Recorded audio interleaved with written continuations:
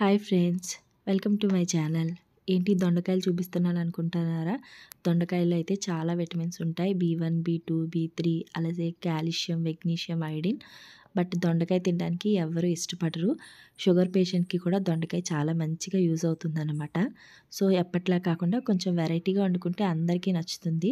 ముందుగా దొండకాయల్ని మనకు నచ్చిన షేప్లో కట్ చేసుకొని కుక్కర్లో వేసుకొని కొంచెం వాటర్ వేసుకొని ఒక 2-3 విజిల్స్ వచ్చే వరకు కూడా వాటిని మనం కుక్ చేసుకోవాలి. తర్వాత ఒక ప్యాన్ పెట్టుకొని ప్యాన్లో కొంచెం ఆయిల్ వేసుకొని ఆయిల్ హీట్ అయిన తర్వాత పోపు దినుసులు అంటే కొంచెం పచ్చిశనగపప్పు, వేరుశనగుళ్ళు, జీడిపప్పు అలాగే కొంచెం మినపప్పు ఇవన్నీ కూడా వేసుకొని బాగా గోల్డిష్ కలర్ వచ్చే వరకు వేపుకోవాలి.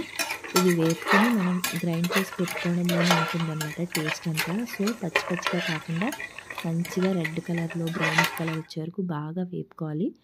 మనం ఆల్రెడీ కుక్ చేసి పెట్టుకున్న దొండకాయల్ని ఇలా ఒక ప్లేట్లో తీసి పెట్టుకొని మనం వేపి పెట్టుకున్న పప్పులన్నీ కూడా చల్లారిన తర్వాత ఒక మిక్సీ జార్లోకి వేసుకొని మెత్తగా పొడి చేసుకొని ఉంచుకోవాలన్నమాట.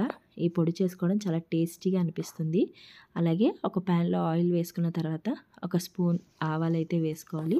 అలాగే కొంచెం కరివేపాకు, ఫ్రెష్గా ఉన్న కరివేపాకు కొంచెం వేసుకొని ఈ రెండింటిని కూడా బాగా మిక్స్ చేసి పెట్టుకోవాలి, బాగా వేగించుకోవాలి.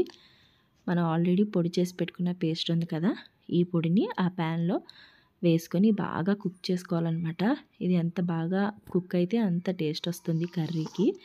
సో కొంచెం వాటర్ పోసుకొని బాగా కుక్ చేసుకోవాలి. దీనికి ఆయిల్ కూడా కొంచెం ఎక్కువే పడుతుంది, ఎందుకంటే ఆయిల్లో బాగా కుక్ అయితే టేస్ట్ వస్తుంది కాబట్టి కొంచెం వాటర్ వేసుకుని, నేనైతే చాలా కొంచెమే వాటర్ వేసుకున్నాను.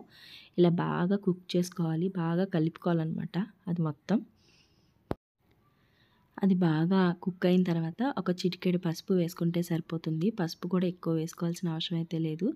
పసుపు అంతా బాగా మిక్స్ చేసి పెట్టుకోవాలన్నమాట. మనకి చేపల కూర వండినప్పుడు కొంచెం ఆయిల్ బయటకు వచ్చే వరకు కుక్ చేస్తాం కదా, అలా ఆయిల్ బయటకు వచ్చే వరకు కుక్ చేసుకుంటే సరిపోతుంది. మనం ముందే ఉడకపెట్టుకొని ఉంచుకున్న దొండకాయ ముక్కల్ని మంచిగా వేసుకొని అయితే కలిపేసుకోవాలి, బాగా మిక్స్ చేసుకోవాలి. పైన కిందన బాగా కలుపుకుని దాని మీద ఒక మూత పెట్టేసి ఒక 15-20 మినిట్స్ లో ఫ్లేమ్లో పెట్టి అయితే బాగా ఉడికించేసుకోవాలి. చూసుకోరా, ఇలా మంచిగా కుక్ అయిపోతుంది, చాలా టేస్టీగా అనిపిస్తుంది. దాని మీద కొంచెం మనం కొత్తిమీర వేసుకొని గార్నిష్ చేసుకుంటే ఇంకా టేస్టీగా చాలా బాగుంటుంది. దొండకాయ అంటే నచ్చని వాళ్ళు కూడా ఇలా ట్రై చేసి చూడండి ఒకసారి, చాలా బాగా నచ్చుతుంది. నా వీడియో నచ్చితే లైక్ చేయండి, షేర్ చేయండి.